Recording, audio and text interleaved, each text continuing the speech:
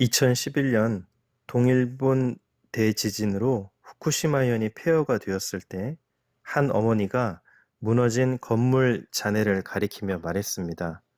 제 아이의 울음소리가 들려요.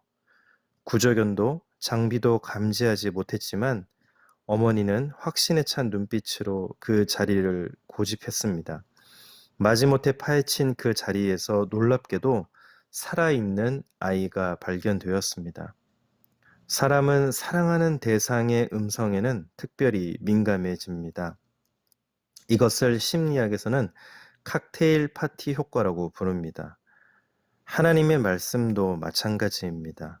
세상에 수많은 소리로 가득하지만 말씀을 소중히 여기고 사랑하는 사람은 그 혼란 속에서도 하나님의 음성을 듣습니다. 오늘 본문에서 바울은 디모데에게 말합니다. 14절에서 이렇게 시작합니다. 그러나 너는 이 말은 당시 상황과는 다른 길, 곧 하나님의 말씀이 이끄는 삶을 강조하고 있습니다. 세상은 점점 더 악해지고 거짓 교훈과 미혹이 퍼져나갑니다. 사람들은 겉모양은 경건하나 그 능력은 부인하며 자기를 사랑하고 쾌락을 사랑하는 삶에 빠져 있습니다. 바울은 이런 흐름 속에서 디모데를 말로만 가르치지 않았습니다. 그는 말씀을 삶으로 살아낸 사람이었습니다. 10절, 11절 나의 교훈과 행실과 의향과 믿음과 오래 참음과 사랑과 인내와 박해를 받음과 고난과 또한 안디옥과 이고니온과 루스드라에서 당한 일과 어떠한 박해를 받은 것을 내가 과연 보고 알았거니와 주께서 이 모든 것 가운데서 나를 건지셨느니라. 그가 전한 말씀 때문에 박해와 고난도 당했습니다. 그는 진리의 말씀을 삶 전체로 증명한 것입니다. 바울의 가르침은 삶과 고난을 통해 드러났습니다. 이것은 모든 말씀 사역자에게 또 우리 성도들에게 주어지는 도전이기도 하며 동시에 과제입니다. 디모데는 그런 바울의 삶을 가까이에서 보아왔습니다. 특별히 고향인 루스드라에서 바울이 돌에 맞아 죽은 듯 내던져진 사건을 직접 목격했을 것입니다. 아마도 핍박을 받으면서 바울이 보여주었던 용기는 디모데가 회심하는데도 큰 영향을 끼쳤을 것입니다. 이처럼 말씀을 따른다는 것은 곧 말씀을 위해 고난도 감당하겠다는 결단입니다. 바울은 이것이 자신에게만 해당되는 특별한 일이 아니라고 말합니다. 12절 무릇 그리스도 예수 안에서 경건하게 살고자 하는 자는 박해를 받으리라. 진리를 따라 살아가는 삶은 세상의 조롱과 오해, 때로는 핍박을 부르기도 합니다. 그러나 그 길은 영광의 길이며 주님이 함께 하시는 길입니다. 그래서 요한복음 15장에서 이렇게 말씀합니다.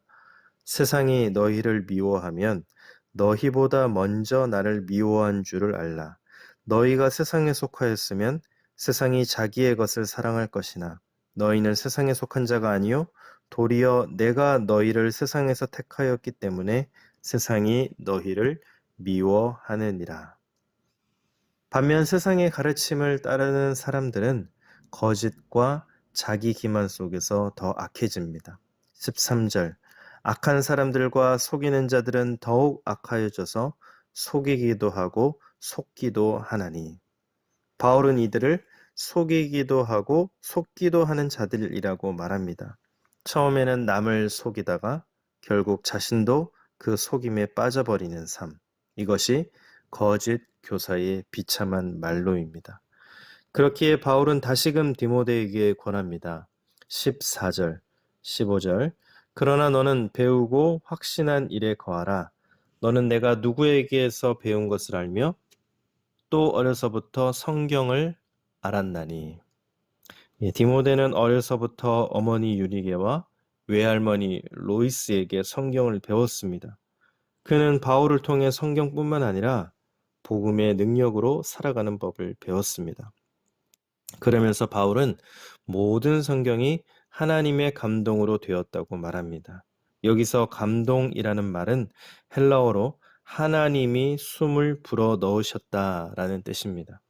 말씀은 인간의 지혜가 아니라 하나님의 호흡으로부터 온 생명 그 자체라는 것입니다. 이 말씀은 우리를 가르치고 잘못된 길에서 돌이키게 하며 바른 길로 걷게 하고 의로운 삶으로 이끌어 갑니다. 이 말씀은 우리를 하나님의 사람으로 온전하게 세우고 선한 일을 감당할 준비가 되게 만듭니다. 말씀은 단순한 종교 문서가 아닙니다. 우리는 이 말씀을 통해 구원의 은혜를 체험하고 삶의 기준을 세우며 주님의 마음을 알아갑니다. 사랑하는 성도 여러분, 하나님을 사랑하는 사람은 하나님의 말씀을 듣습니다. 무너진 건물 잔해 속에서 울부짖는 자녀의 음성을 들은 어머니처럼 혼란한 세상 속에서도 우리는 하나님의 음성을 들을 수 있습니다. 그 음성은 우리를 일깨우고 방향을 바로잡으며 생명을 줍니다. 오늘 세상의 수많은 소리 중에 말씀에 귀 기울여 보시기 바랍니다. 오늘도 금보다 더 귀한 하나님의 말씀을 붙잡고 세상의 소리를 이기며 승리하는 복된 하루가 되시기를 소망합니다. 기도하겠습니다. 하나님, 예수 그리스도 안에서 경건하게 살고자 하는 자는 박해를 받으리라 말씀하셨습니다. 진리를 따라가는 삶이 세상의 조롱과 오해와 때로는 핍박을 부르기도 합니다.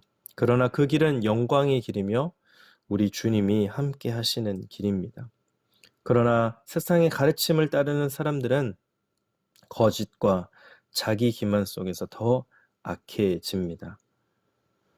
그래서 우리는 배우고 확신한 일에 거해야 하겠습니다. 주님 도와주옵소서. 하나님의 호흡으로 하나님이 숨을 불어 넣으셔서 인간의 지혜가 아니라 하나님의 호흡으로부터 온 생명 그 자체인 그 말씀, 그 성경, 그것은 우리를 가르쳐주고 또 잘못된 길에서 돌이켜주며 바른 길로 걷게 하고 최종적으로는 영원한 생명을 얻게 하는 그런 귀한 은혜임을 깨닫게 하셔서 그 말씀으로 삶의 기준을 세우며 하나님의 뜻을 알아가고 주님의 마음을 알아가고 구원의 은혜를 체험하고 또 죽어가는 영혼들에게 귀한 그 사랑을 전하는 그 말씀, 그것을 붙잡고 세상의 소리를 이기며 승리하는 오늘 하루가 되게 하여 주옵소서. 이 모든 말씀 예수님의 이름으로 기도드립니다. 아멘.